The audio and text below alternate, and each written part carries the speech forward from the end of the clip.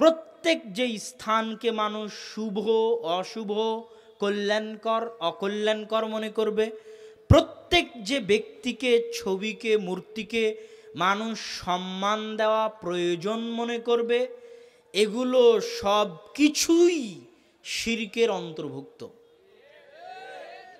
এই জিনিসটা মানুষ বুঝতে চায় না। পানি হবে।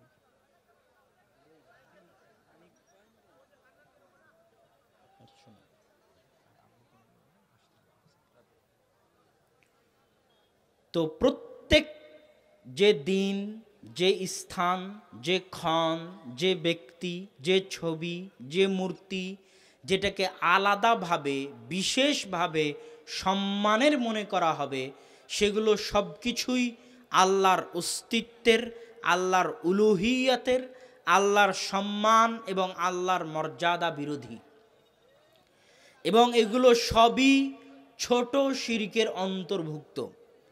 তো শয়তান যে কাজটা করিয়ে সবচেয়ে শান্তি পায়, সবচেয়ে আরাম পায়, সেটা হচ্ছে আল্লাহর উলুহিয়াতে শরীক স্থাপন করা। এই জন্য নিজের অন্তরকে সবসময় পরিষ্কার রাখবেন। আপনার হাতের রেখা দেখে, আপনার জন্ম তারিখ দেখে, পত্রিকার রাশি দেখে, যা কিছু দেখে কোনো ক্ষণ নির্ধারণ করা হবে, সময় নির্ধারণ করা হবে, দিন নির্ধারণ করা হবে, আলাদাভাবে উদযাপন করার জন্য, আলাদাভাবে পালন করার জন্য কোনো নদী নির্ধারণ করা হবে গোসল করার জন্য, হিন্দুদের গঙ্গা নদীর মতো কোনো গাছ নির্ধারণ করা হবে, কয়েকশো বছর পুরাতন বট গাছ, কোনো পাথর নির্ধারণ করা হবে, বিশাল বড় পাথর, কোনো জায়গা নির্ধারণ করা হবে, সেটা যে জায়গায় হোক, পাথরের বানানো খাম্বা হোক, মূর্তি হোক, ভাস্কর্য হোক, যেটাই হোক, সব কিছুই আল্লাহ সুবহানাহু তাআলার উলুহিয়ত। উলুহিয়ত মানে কি বুঝেন? আল্লাহ সুবহানাহু তাআলার উলুহিয়ত আর রুবুবিয়তের মধ্যে পার্থক্য আছে। আল্লাহ সুবহানাহু তাআলার তিনটে বিষয়। এক, আল্লাহ সুবহানাহু তাআলার ইলাহ হওয়া, আল্লাহ সুবহানাহু তাআলার রব হওয়া, আল্লাহ সুবহানাহু তাআলার নাম ও গুণাবলী। আল্লাহ সুবহানাহু তাআলার রব হওয়া, এটা হিন্দুও মানে, বৌদ্ধও মানে, খ্রিস্টানও মানে, ইহুদিও মানে, মুসলমানও মানে, সবাই মানে আল্লাহ সুবহানাহু তাআলার রব হওয়া। আল্লাহ কোরআনে বলেছেন যে আল্লাহ রাসূল, আপনি একজন খ্রিস্টানকে জিজ্ঞেস করে দেখেন দেখি, মান খালাকাস সামাওয়াতি ওয়াল আরজ, আসমান জমিনকে সৃষ্টি করেছে? লা ইয়াকুলুন্নাল্লাহ, ওই খ্রিস্টান বলবে আসমান জমিন আল্লাহ সৃষ্টি করেছে। আপনি একটা ইহুদিকে জিজ্ঞেস করেন কে আসমান জমিন সৃষ্টি করেছে, সে বলবে আল্লাহ সৃষ্টি করেছে। একটা হিন্দুকে জিজ্ঞেস করেন, সে বলবে উপরওয়ালা একজন আছে, তিনি সৃষ্টি করেছেন। তো যেখানেই যাবেন তারা একজন উপরওয়ালার অস্তিত্ব স্বীকার করে। এটা আল্লাহকে রব হিসেবে মানা। রব মানে যিনি লালন পালন করেন, যিনি খাওয়ান পরান। এই যে আমরা বেঁচে আছি, শীতকালে সূর্যের আলোর প্রয়োজনটা বুঝতে পারেন? সূর্যের আলোর যে প্রয়োজনীয়তা, সূর্যের আলো থেকে এক মাস গামলা দিয়ে একটা ঘাস ঢেকে রাখলে 1 মাস পর সবগুলো ঘাস মারা যাবে।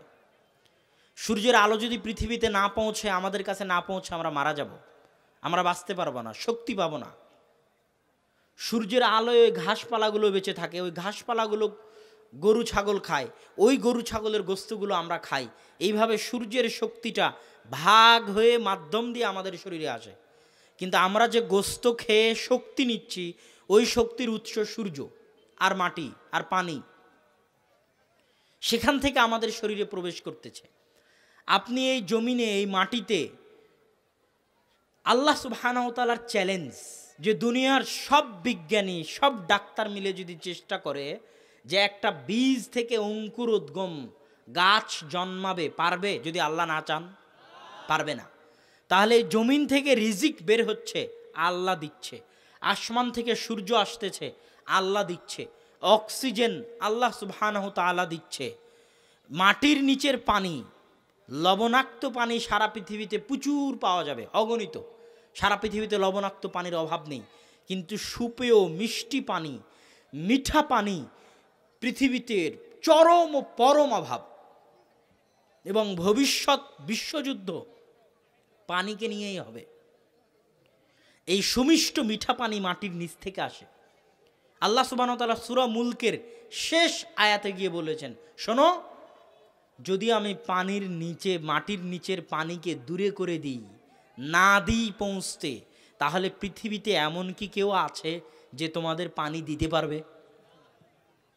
তাহলে রব লালন পালন করেন, রব্বুল আলামিন, রব্বুল মুসলিমিন নন, রব্বুল মুমিনিন নন, মুমিনদের রব নন, শুধু মুমিনদের রব নন, শুধু মুসলিমদের রব নন, রব্বুন নাস, শুধু মানুষের রব নন, রব্বুল জিন, শুধু জিনের রব নন, রব্বুল আলামিন, আসমান জমিন এবং তার মাঝে যা কিছু আছে, গরু ছাগল মহিষ পোকামাকড় পিঁপড়া জীব জন্তু জানোয়ার মানুষ জিন, হিন্দু বৌদ্ধ খ্রিস্টান নাস্তিক সকাল সন্ধ্যায় যে আল্লাহ সুবহানাহু ওয়া তাআলাকে গালি দেয়, তারও রব, তারও খাবারের ব্যবস্থা, তারও থাকার ব্যবস্থা, তারও জীবন মৃত্যুর মালিককে আল্লাহ সুবহানাহু ওয়া তাআলা। এটা হচ্ছে রব্বুল আলামিন।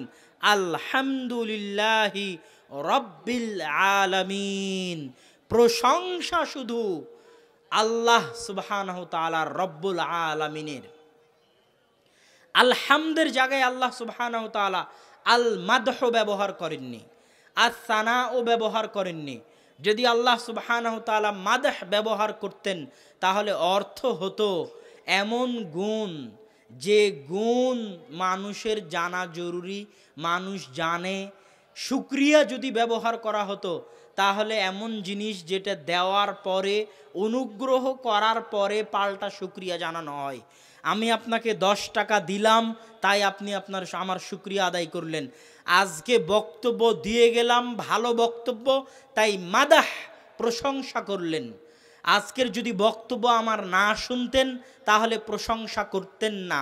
আমি যদি 10টা টাকা না দিতাম তাহলে শুকরিয়া আদায় করতেন না। এই জন্য আল্লাহ শুকরিয়াও ব্যবহার করেননি, মাদহ ব্যবহার করেননি।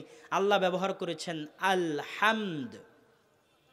আমি তোমাকে কিছু দিই আর না দিই, তুমি আমার গুণ জানো আর না জানো, সর্বাবস্থায় আমি যদি তোমার সন্তানের মৃত্যু দেই তাও, আমি যদি তোমার সন্তানকে এসএসসি পাশ করাই তাও, আমি যদি তোমার সন্তানকে অ্যাক্সিডেন্ট করাই তাও, আমি যদি তোমার 10,000 টাকা হারিয়ে ফেলি তাও, আর আমি যদি তোমাকে 10,000 টাকা দিই তাও, ফি কুল্লি হাল, সর্বাবস্থায়, জেনে হোক না জেনে হোক, কিছু পেয়ে হোক না পেয়ে হোক, বিপদে হোক, মানুষের রুজি রুটির মালিক। এবং আল্লাহ সুবহানাহু ওয়া তাআলা মানুষকে রিজিক দেন। মাই ইয়াত্তাকিল্লাহ ইয়াজআল লাহু মাখরাজা, যে ব্যক্তি আল্লাহকে ভয় করবে আল্লাহ তার রিজিকের ব্যবস্থা করবেন। কোথায় থেকে করবেন? মিন হাইসু লা ইয়াহতাসিব, এমন জায়গা থেকে তার রিজিকের ব্যবস্থা করবেন যে জায়গা সম্পর্কে সে নিজে জানতো না।